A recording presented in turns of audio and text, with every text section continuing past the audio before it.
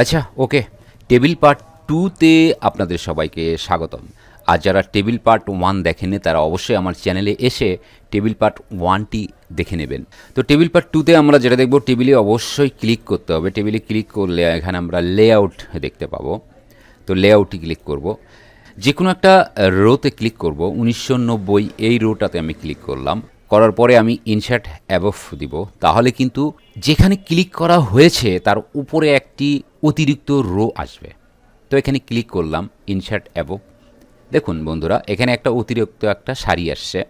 আবার 1990 ক্লিক করব। ক্লিক করার পরে ইনসার্ট বিলুতে ক্লিক করব। ইনসার্ট বিলুতে যখন আমরা ক্লিক করব তখন কি হবে, যেখানে ক্লিক করা হয়েছে ঠিক তার নিচে একটা রো তৈরি হবে। আবার 1990 ক্লিক করলাম। করার পরে এই যে এখান থেকে আমরা এবারে ইনসার্ট লেফটে যদি ক্লিক করি, তাহলে যেখানে ক্লিক করা হয়েছে তার বামে একটা অতিরিক্ত কলাম তৈরি হবে। এখানে ক্লিক করছে, এখন ইনসার্ট লেফট দেবো, তাহলে কিন্তু বামে একটা অতিরিক্ত কলাম তৈরি হয়েছে। আবার 1990 ক্লিক করব। করার পরে ইনসার্ট রাইট দিব, তাহলে কি হবে, যেখানে ক্লিক করা হয়েছে তার ডান পাশে একটা অতিরিক্ত কলাম তৈরি হয়ে যাবে। এই সেলগুলোকে মার্জ করব, মানে ঘরগুলোকে একত্রিত করব। তো যে কয়েকটি ঘর একত্রিত করার প্রয়োজন সেগুলোকে সিলেক্ট করতে হবে। তো এখান থেকে এই পর্যন্ত সিলেকশন করলাম। করার পরে যদি আমরা এখানে মার্জ ক্লিক করি, দেখুন বন্ধুরা, মার্জ সেলে ক্লিক করলে এগুলো কিন্তু একত্রিত হয়ে গেছে। যে কটা ঘর আমি সিলেকশন করেছিলাম সেগুলো কিন্তু একত্রিত হয়ে গেছে।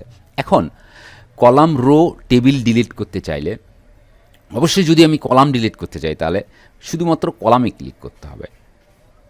ক্লিক করার পরে এখানে ডিলিটে আসতে হবে। ডিলিটে যখন আসবো তখন এখানে আমরা দেখতে পাবো delete column, delete row, delete table. তবে আমার যেহেতু কলাম ডিলিট করার দরকার সেহেতু এখানে ডিলিট কলামে ক্লিক করব। তাহলে কিন্তু যেই কলামে ক্লিক করা হয়েছিল সেই কলামটা কিন্তু ডিলিট হয়েছে। এবার রো ডিলিট করতে চাইলে টার্গেটেড রোতে ক্লিক করতে হবে। এই রোটাতে আমি ডিলিট করব। রো মানে সারি, এই সারি ডিলিট করব। জাস্ট এখানে ক্লিক করব, যেই সারি ডিলিট করব সেখানে ক্লিক করব। ক্লিক করার পরে ডিলিটে আসবো। ডিলিটে এসে যদি আমি ডিলিট রো দেই তাহলে কিন্তু সারি ডিলিট হবে। এরপর যদি পুরো টেবিলটাই ডিলিট করতে যাই তাহলে সেই ক্ষেত্রে জাস্ট টেবিলে ক্লিক করব। টেবিলে ক্লিক করার পরে ডিলিট আসবো। এসে ডিলিট টেবিল যদি আমি দিই তাহলে কিন্তু পুরো টেবিলটাই এখান থেকে ডিলিট হয়ে যাবে।